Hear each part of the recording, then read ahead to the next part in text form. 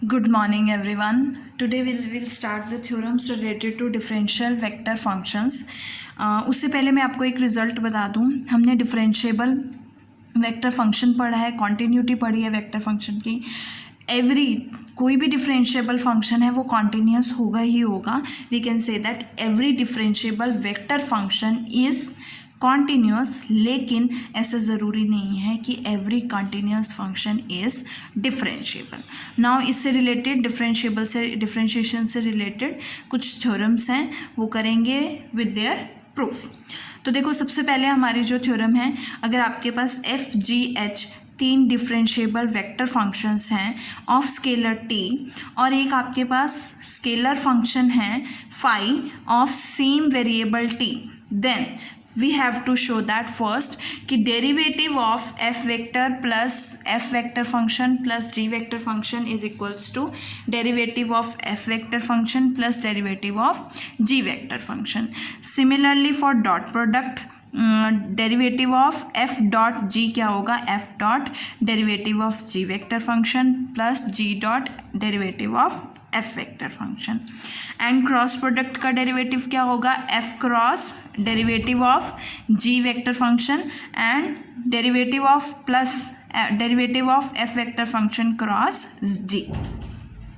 देखो, इन दोनों में इसमें डॉट प्रोडक्ट है, ये क्रॉस प्रोडक्ट है. डॉट प्रोडक्ट आपका कॉम्यूटेटिव होता है, तो आप पहले ये लिखो या ये लिखो, इससे कोई फ़र्क नहीं पड़ेगा. बट क्रॉस प्रोडक्ट कॉम्यूटेटिव नहीं होता, तो हमें इसमें ऑर्डर का ध्यान रखना है कि एफ़ पहले ही आएगा और उसका डेरिवेटिव बाद में जी का, और एफ़ का डेरिवेटिव पहले आएगा और जी बाद में आएगा.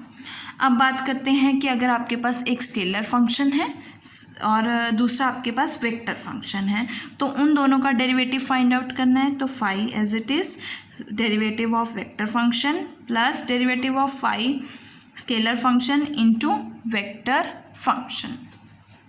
और अगर मुझे scalar triple product of vector scalar triple product का डिफरेंशिएशन फाइंड आउट करना है, तो क्या होगा, स्केलर ट्रिपल प्रोडक्ट जिसमें फर्स्ट का डेरिवेटिव होगा प्लस स्केलर ट्रिपल प्रोडक्ट जिसमें सेकंड का डेरिवेटिव होगा, और third plus scalar triple product जिसमें थर्ड का डेरिवेटिव होगा.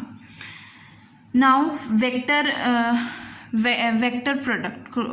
Product of 3 vectors, vector triple product का डेरिवेटिव क्या होगा, फर्स्ट का derivative vector triple product with first का derivative plus vector triple product with second का derivative plus vector triple product with third का डेरिवेटिव. अब हम शो करेंगे by the definition of differentiation, हम इसे शो करेंगे. सबसे पहले चलते हैं फर्स्ट पे कि derivative of F plus G find out करते हैं.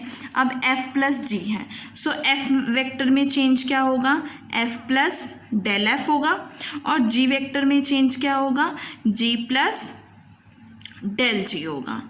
और तो हमारे पास डेरिवेटिव की डेफिनेशन क्या होती है कि अगर मुझे एफ वेक्टर का डेरिवेटिव फाइंड आउट करना है, तो एफ का change minus F as it is divided by del T और limit del T approaches to 0. तो यहाँ पे हमारे पास फंक्शन क्या है, F plus G means F का चेंज प्लस जी का change minus F plus G. यहाँ से ये पॉजिटिव है, ये नेगेटिव है, कैंसिल, ये पॉजिटिव है, नेगेटिव है, ये कैंसिल. तो मेरे पास क्या आएगा, del F plus del G. Separate करोगे, limit del T approaches to 0. As you know that कि limit del T approaches to 0, del F upon del T क्या बनेगा, D F by D T, ये D G by D T. तो इसका derivative क्या हो गया, वेक्टर फंक्शन एफ का derivative plus vector function G का डेरिवेटिव. नेक्स्ट है आपके पास डॉट प्रोडक्ट के derivative of dot product F dot जी क्या होगा. सो एफ डॉट जी लेके चलते हैं. लिमिट, सबसे पहले डेफिनेशन लगाते हैं, limit del T approaches to 0. इसमें चेंज क्या होगा, F plus del F G plus del G का dot product minus F dot G. पहले एफ को फर्स्ट टर्म से एफ डॉट जी आएगा, देन एफ को डेल जी से तो एफ डॉट डेल जी आएगा, देन डेल एफ को जी से तो डेल एफ डॉट जी आएगा. आप इसको जी डॉट डेल एफ भी लिख सकते हो बिकॉज डॉट प्रोडक्ट कम्यूटेटिव होता है.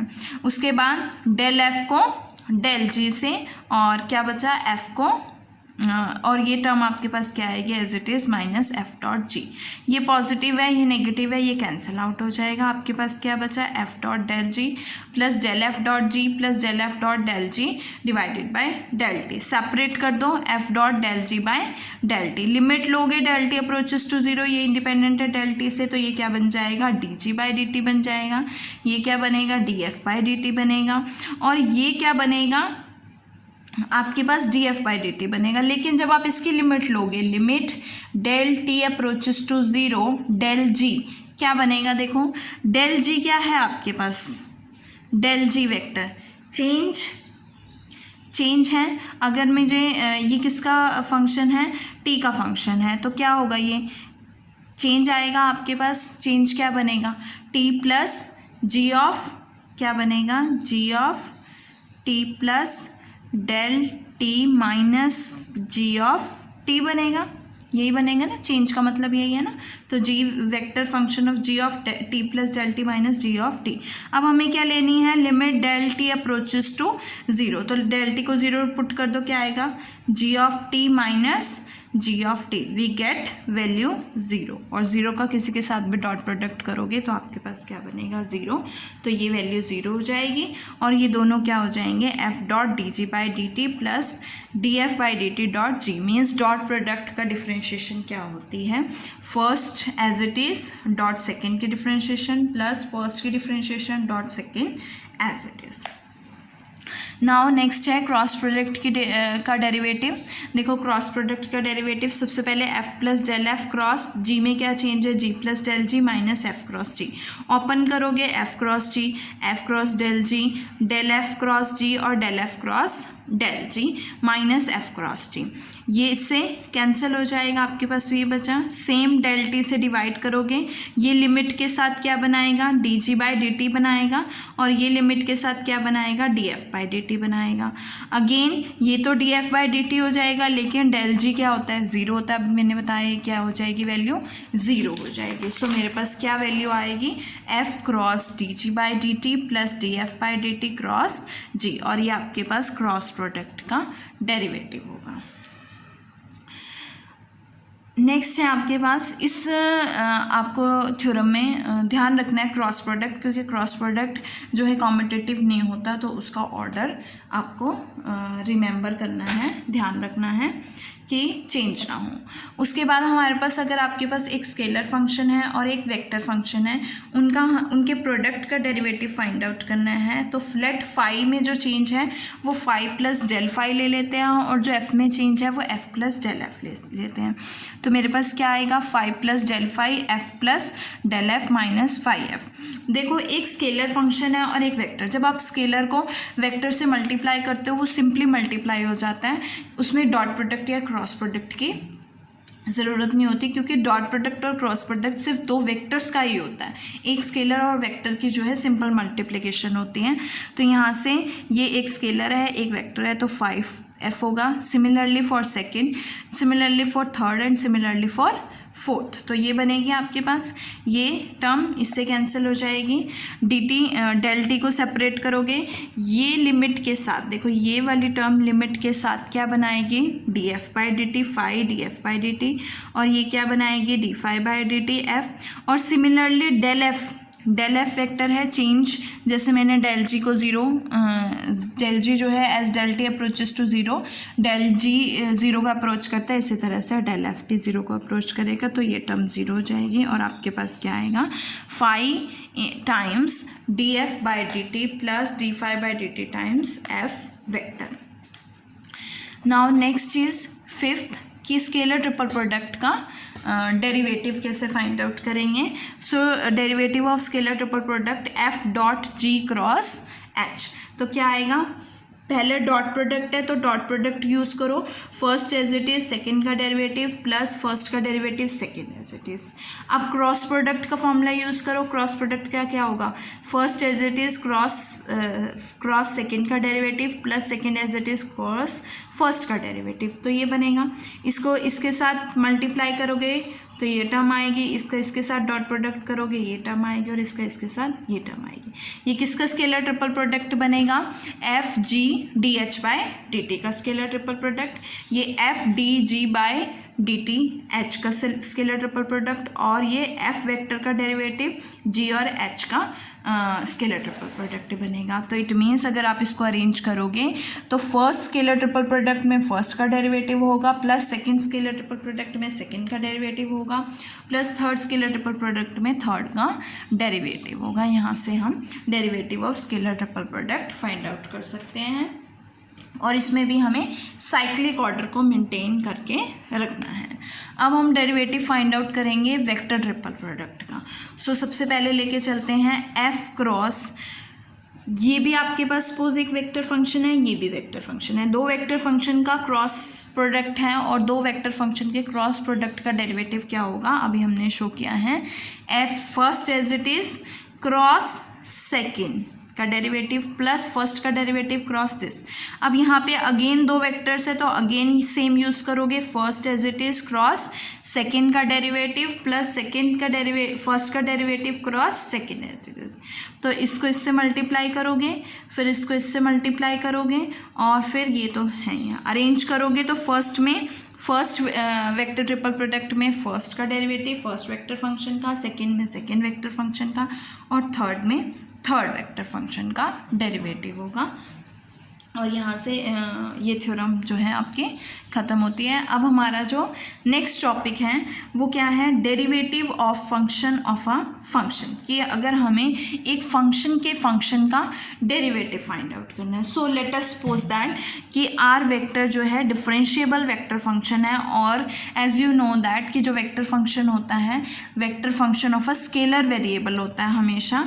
मान लो वो स्केलर वेरिएबल एस का फंक्शन है, सो एस बी अ डिफरेंशिएबल, और एस हमारे पास जो है वो टी वेरिएबल टी का जो है वो स्केलर फंक्शन है, ठीक है, और वो क्या है? डिफरेंशिएबल है। देखो आर वेक्टर आपके पास डिफरेंशिएबल है, और किसका वेरिएबल है वो? किस वेरिएबल का फंक्शन है? एस का। एस डिफरेंशिएबल है जो कि स्केलर फंक्शन है किस वेरिएबल का? टी का है।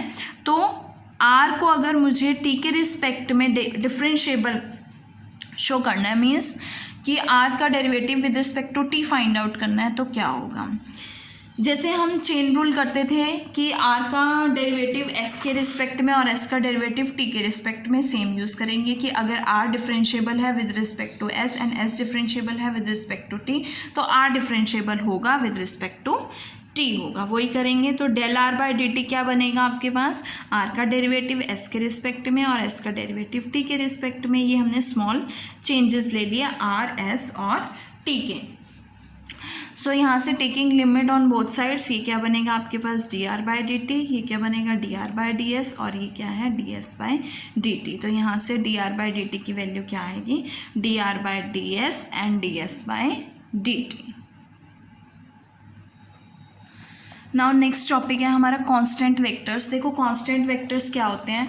अगर दोनों मैग्नीट्यूड और डायरेक्शन फिक्स्ड है और चेंज नहीं हो सकती है तो हम उन्हें कांस्टेंट वेक्टर्स कहेंगे। फॉर एग्जांपल आपके पास एफ वेक्टर है, वेक्टर फंक्शन है 2i cap plus 3j cap minus 4k cap. ये कांस्टेंट वेक्टर है बिकॉज इसका मैग्नीट्यूड भी फिक्स्ड है और डायरेक्शन भी फिक्स्ड है, क्योंकि वो क्या रिप्रेजेंट कर रहा है? एक पोजीशन, एक पॉइंट की पोजीशन वेक्टर को रिप्रेजेंट कर रहा है, इसलिए ये क्या है? कांस्टेंट है। अगर मैं एक और फंक्शन वेक्टर लेती हूँ cos T I cap plus sign T J cap plus के कैप, देखो इसका मैग्नीट्यूड तो आपके पास कांस्टेंट है, लेकिन इसकी डायरेक्शन जो है वो फिक्स्ड नहीं है। क्यों? क्योंकि वो टी पे डिपेंड करेगी। जैसे जैसे टी चेंज होगा एफ वेक्टर की डायरेक्शन भी क्या होगी? चेंज होगी। सो एफ वेक्टर आपके पास कांस्टेंट वेक्टर नहीं है। सिमिलरली नेक्स्ट है आपके पास वेक्टर 2t आई कैप प्लस 3t जे कैप प्लस 4t के कैप। इसका मैग्नीट्यूड फाइंड आउट करोगे स्क्वायर रूट 29t है। अब यहाँ पे मैग्नीट्यूड जो है वो फिक्स्ड नहीं है बिकॉज t की डिफरेंट वैल्यूज़ के लिए आपके पास मैग्नीट्यूड डिफरेंट होगा। So magnitude is not constant, hence this is not a constant vector. उसके बाद है derivative of a constant vector. देखो derivative of a constant vector हमेशा क्या होता है, जीरो वेक्टर होता है। जैसे कांस्टेंट का डेरिवेटिव जीरो होता है, वैसे ही कांस्टेंट वेक्टर का डेरिवेटिव भी क्या होता है, जीरो वेक्टर होता है। सो ये प्रूफ करेंगे। Let R vector is equal to C some, हमने कांस्टेंट लिया है तो इसमें चेंज क्या होगा, R plus del R. Constant है ना, मतलब हर एक पॉइंट पे वैल्यू क्या होगी, सी ही होगी। तो अगर मैं इसमें कोई चेंज भी लाती हूँ तो आर प्लस डेल आर भी क्या होगा, सी बनेगा। दोनों को सब्ट्रैक्ट करूँगी, डेल आर की वैल्यू क्या आ जाएगी, जीरो आ जाएगी, बिकॉज आर क्या है आपके पास, सी है। दोनों को सब्ट्रैक्ट करो, आर से R cancel, del R is equal to C minus C is equals to क्या आएगा, zero. With respect to T del T लोगे तो भी जीरो बनेगा। Taking limit del T approaches to zero क्या आएगा, D R by D T, hence D R by D T is equals to zero vector. Now next theorem, some important, कुछ important theorems हैं, ठीक है। तो first theorem करते हैं, the necessary and sufficient condition for the vector function F of a scalar variable to be constant is D F by D T is equals to zero. कि एक vector function F है आपके पास, वो constant कब होगा, अगर उसका derivative क्या होगा, जीरो होगा। Necessary and sufficient condition prove करनी है। सबसे पहले हम ले लेते हैं कि एफ कांस्टेंट वेक्टर है और उसका डेरिवेटिव जीरो शो करेंगे। अगर f वेक्टर कांस्टेंट है तो it means f vector is equal to f1 i cap plus f2 j cap plus f3 k cap. और f1 f2 f3 जो है वो t पे डिपेंडेंट नहीं होंगे, फ्री फ्रॉम t होंगे। इट मीन्स कि ये क्या बनेंगे, ये इसका डेरिवेटिव क्या होगा, t के रिस्पेक्ट में जीरो होगा, इसका डेरिवेटिव भी t के रिस्पेक्ट में जीरो होगा, और इसका डेरिवेटिव भी t के रिस्पेक्ट में क्या हो जाएगा, जीरो हो जाएगा। तो यहाँ से D F by D T क्या बनेगा, आपके पास जीरो वेक्टर बनेगा। नेक्स्ट है कंडीशन इज सफिशिएंट। सब सपोज करके चलते हैं कि एफ वेक्टर का डेरिवेटिव जो है वो जीरो वेक्टर है। अब हमें शो करना है कि एफ क्या है, कांस्टेंट है। सो अगर इसका डेरिवेटिव जीरो है, सपोज f1 f2 f3 जो है वो एफ वेक्टर के कंपोनेंट्स हैं। सो हम इसको इस तरह से राइट कर सकते हैं। तो इनका डेरिवेटिव फाइंड आउट करोगे तो f1 का डेरिवेटिव t के रिस्पेक्ट में, f2 का डेरिवेटिव t के रिस्पेक्ट में, एंड f3 का डेरिवेटिव t के रिस्पेक्ट में। ये आपके पास जीरो वेक्टर है तो क्या लिख सकते हो, zero I cap plus zero J cap plus zero K cap. इसको कंपेयर करोगे इज इक्वल्स टू क्या आएगा आपके पास, zero I cap plus zero, क्योंकि D F by D T की वैल्यू है ना, zero J cap plus zero K cap. Compare करोगे आपके पास D F one by D T की वैल्यू क्या आएगी, जीरो। और ये कब जीरो होगी, जब एफ वन क्या होगा, कांस्टेंट होगा, है ना। इसी तरह से सेकेंड f2 भी कांस्टेंट आएगा और f3 भी कांस्टेंट। तो अगर f1 f2 f3 कांस्टेंट है तो f वेक्टर भी क्या बनेगा, कांस्टेंट बनेगा। Now next theorem is the necessary and sufficient, important है ये theorem. The necessary and sufficient condition for the vector function f of a scalar variable t to have a constant magnitude is f dot df by dt is equals to 0. Necessary and sufficient condition है for the vector function f of a scalar variable t, किसका जो constant magnitude है, to have a constant magnitude is f dot df by dt है। Now सबसे पहले लेके चलते हैं कि एफ वेक्टर जो है वो कांस्टेंट मैग्नीट्यूड है। मतलब मैग्नीट्यूड क्या है उसका, कांस्टेंट है। It means magnitude of F vector का स्क्वायर भी क्या होगा, कांस्टेंट होगा। और मैग्नीट्यूड ऑफ एफ वेक्टर के स्क्वायर को आप क्या लिख सकते हो, एफ डॉट एफ लिख सकते हो। तो एफ डॉट एफ क्या होगा, कांस्टेंट होगा। Taking derivative on both sides, constant का डेरिवेटिव जीरो और यहाँ से क्या आएगा, एफ डॉट प्रोडक्ट का डेरिवेटिव क्या होगा, फर्स्ट डॉट सेकेंड का डेरिवेटिव प्लस फर्स्ट का derivative dot second is equals to zero. ये क्या बनेगा, ट्वाइस, क्योंकि डॉट प्रोडक्ट कम्यूटेटिव होता है तो आप इसको F dot D F by D T भी लिख सकते हो। तो it means twice of F dot D F by D T is equals to क्या होगा, ज़ीरो होगा। और टू तो ज़ीरो हो नहीं सकता तो ये टर्म क्या हो जाएगी आपके पास, ज़ीरो हो जाएगी, which we have to proof. Similarly हम इसका कन्वर्स प्रूफ कर सकते हैं कि ये हमें ज़ीरो गिवन है। अगर ये ज़ीरो है तो इसका ट्वाइस भी ज़ीरो होगा, और अगर ट्वाइस ज़ीरो है तो हम इसको सेपरेट करके इस तरह से लिख सकते हैं। और ये क्या बनेगा, डेरिवेटिव ऑफ डॉट प्रोडक्ट बनेगा। इंटीग्रेट करोगे तो इनका डॉट प्रोडक्ट क्या हो जाएगा, कांस्टेंट हो जाएगा। It means magnitude of F square क्या है, कांस्टेंट है। अगर स्क्वायर कांस्टेंट है तो एफ वेक्टर भी क्या होगा, एफ वेक्टर का मैग्नीट्यूड भी क्या होगा, कांस्टेंट होगा। नाउ नेक्स्ट हमारी थ्योरम है, if the vector function F of a scalar variable T has a constant magnitude, कि वेक्टर फंक्शन एफ का मैग्नीट्यूड क्या है, कांस्टेंट है, तो एफ और D F by D T क्या होंगे, परपेंडिकुलर होंगे। गिवन है D F by D T क्या है, नॉट इक्वल टू जीरो है। अभी हमने शो किया कि अगर आपके पास कांस्टेंट मैग्नीट्यूड है तो F dot D F by D T क्या होगा, जीरो होगा। ये थ्योरम हमने यहाँ पे शो करनी है, प्रूफ करनी है। सो अगर ये डॉट प्रोडक्ट जीरो है, देखो डॉट प्रोडक्ट दो केसेस में जीरो, अगर डॉट प्रोडक्ट जीरो है तो दो केसेस हो सकते हैं, या तो दोनों में से कोई एक जीरो है, या दोनों जीरो हैं, या फिर दोनों क्या है, परपेंडिकुलर हैं। अब एफ भी ज़ीरो नहीं है और D F by D T हमें गिवन है कि वो नॉन ज़ीरो है। सो इट मीन्स ये नल वेक्टर तो नहीं है, तो एफ वेक्टर क्या होगा, परपेंडिकुलर होगा D F by D T के, तो हैंस एफ वेक्टर क्या बनेगा, परपेंडिकुलर बनेगा D F by D T के। So which we have to proof. Now next theorem is theorem number 4। देखो थ्योरम नंबर 4 क्या है, if F vector is differentiable vector function of scalar variable T and magnitude of F vector is equals to F है, then we have to show that कि F vector के function के square का जो derivative होगा वो 2f df by D T होगा, और F vector function dot D F by D T is equals to F D F by D T बनेगा। अब एफ वेक्टर का स्क्वायर किसके इक्वल होगा, मैग्नीट्यूड ऑफ एफ के स्क्वायर के equal होता है, because magnitude of F vector किसके इक्वल है, एफ के इक्वल है, तो यहाँ से मैग्नीट्यूड ऑफ एफ क्या बनेगा, F, we get F square. तो एफ वेक्टर फंक्शन का स्क्वायर क्या बना, एफ स्क्वायर बना। अब हमें एफ स्क्वायर का डेरिवेटिव फाइंड आउट करना है, तो एफ स्क्वायर का डेरिवेटिव क्या होगा, 2f, और एफ का डेरिवेटिव टी के रिस्पेक्ट में, क्योंकि एफ क्या होगा हमारे पास, स्केलर होगा। नेक्स्ट है सेकेंड पार्ट कि हमें F dot D F by D T को F D F by D T show करना है। So F dot F, F vector dot F vector क्या बनेगा, मैग्नीट्यूड ऑफ एफ वेक्टर का स्क्वायर बनेगा, और ये क्या है, एफ के इक्वल है, तो ये एफ स्क्वायर हो गया। डिफ्रेंशिएट करोगे, डॉट प्रोडक्ट का डेरिवेटिव कैसे होगा, फर्स्ट डॉट सेकंड का डेरिवेटिव प्लस सेकंड फर्स्ट का derivative dot second. Dot product commutative होता है तो इसको F dot D F by D T लिख सकते हो। एफ स्क्वायर का डेरिवेटिव क्या होगा, 2f D F by D T, और यहाँ से ये ट्वाइस बनेगा, 2 से 2 cancel, we get F dot D F by D T is equals to F D F by D T, which we have to prove. Now next theorem is theorem number 5.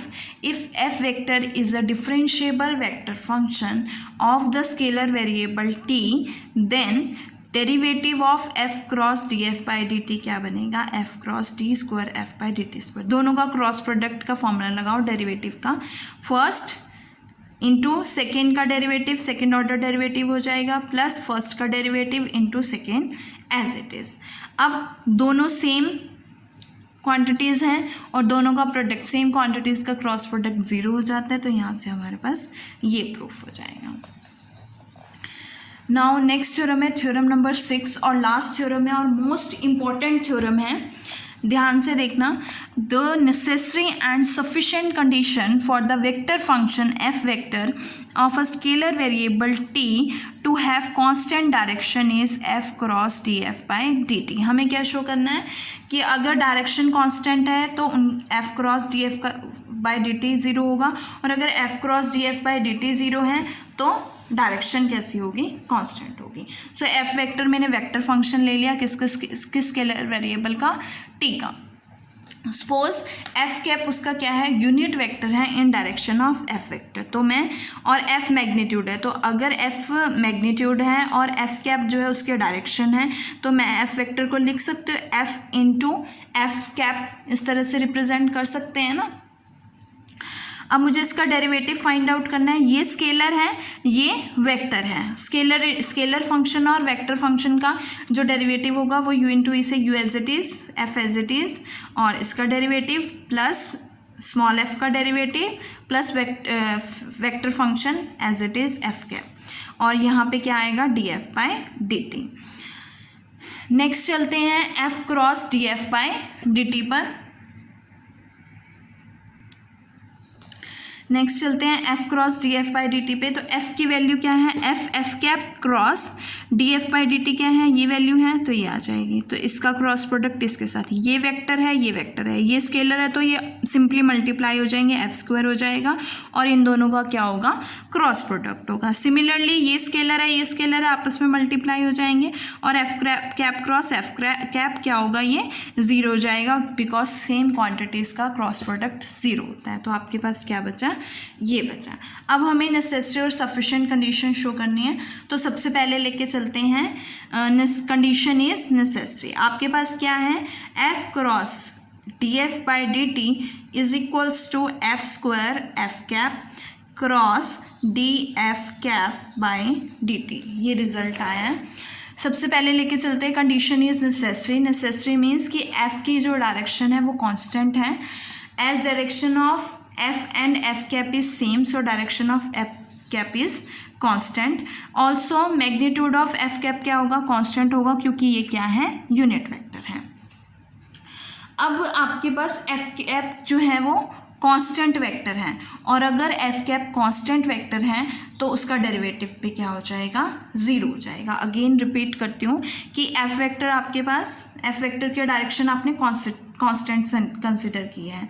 तो अगर F vector की direction constant है, इसको हम किसके terms में लिखा है, एफ और एफ कैप की।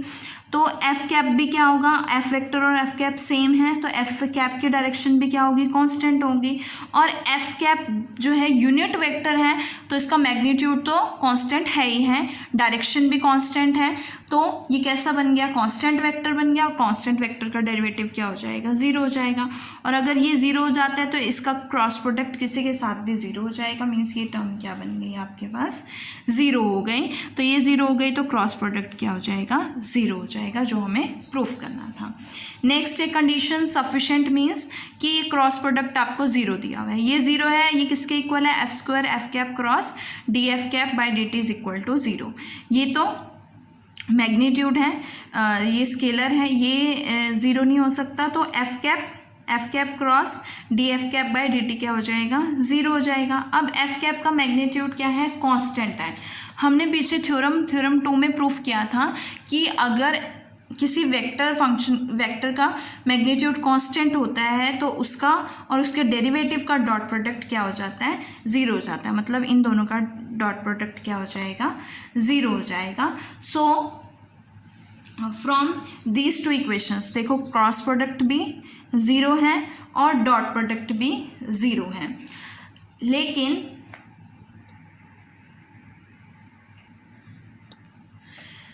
लेकिन देखो, अब हमारे पास क्रॉस प्रोडक्ट भी ज़ीरो आया और डॉट प्रोडक्ट भी ज़ीरो है। तो देखो, जब क्रॉस प्रोडक्ट हमारे पास ज़ीरो होता है किसी मतलब F cross D F by D T अगर ज़ीरो है, इट मीन्स एफ वेक्टर की डायरेक्शन जो है वो कांस्टेंट है। और अगर डॉट प्रोडक्ट ज़ीरो होता है तो इसकी क्या है, मैग्नीट्यूड कांस्टेंट है। मतलब इसका मैग्नीट्यूड कांस्टेंट है और इसका क्या है आपके पास, डायरेक्शन कांस्टेंट है। मतलब एफ कैप की जो है डायरेक्शन भी कांस्टेंट है, मैग्नीट्यूड भी कांस्टेंट है, तो वो वेक्टर कैसा हो जाएगा, कांस्टेंट वेक्टर हो जाएगा। तो एफ कैप जो है वो कांस्टेंट वेक्टर हो गया, और कांस्टेंट वेक्टर है तो इट मीन्स एफ वेक्टर भी क्या हो जाएगा, कांस्टेंट हो जाएगा, और इसकी डायरेक्शन क्या हो जाएगी, कांस्टेंट हो जाएगी। और वी कैन से दैट कि अगर F cap dot D F cap by D T zero है और इसका डॉट प्रोडक्ट ज़ीरो है, it means D F cap by D T भी ज़ीरो होगा। और अगर इसका डेरिवेटिव ज़ीरो है तो एफ कैप क्या होगा, कांस्टेंट वेक्टर होगा। अगर कोई वेक्टर कांस्टेंट होता है तो उसकी डायरेक्शन तो कांस्टेंट होती ही होती है। नेक्स्ट वीडियो में हम इससे रिलेटेड क्या करेंगे, एग्जाम्पल्स करेंगे।